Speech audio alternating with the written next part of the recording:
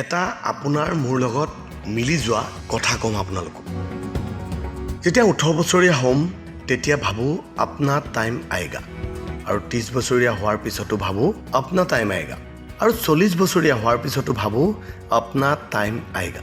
কিন্তু ল'ৰা ছোৱালীকেইটা ডাঙৰ হ'লেই হ'ল।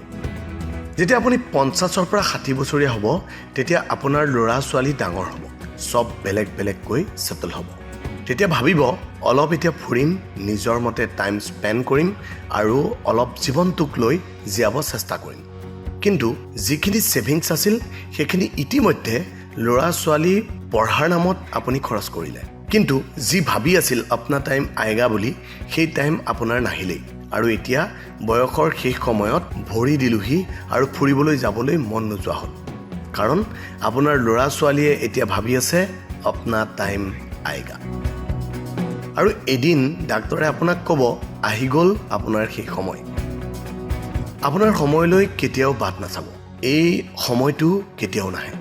যিখিনি আছে সেইখিনিক লৈ জীৱনটো উদযাপন কৰক, হাঁহি মুখে জীৱনটো কটাওক, আৰু যিখিনি কষ্ট কৰি গৈছে জীৱনটোক দিয়ক।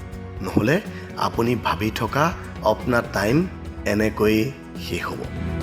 গতিকে যিখিনি সময় পাইছে, যিখিনি আপুনি উদযাপন কৰিবলৈ জীৱনটোত পাইছে, সেইখিনি উদযাপন কৰিবলৈ শিকক, যাতে সকলো ভালে থাকে, আপুনিও ভালে থাকে।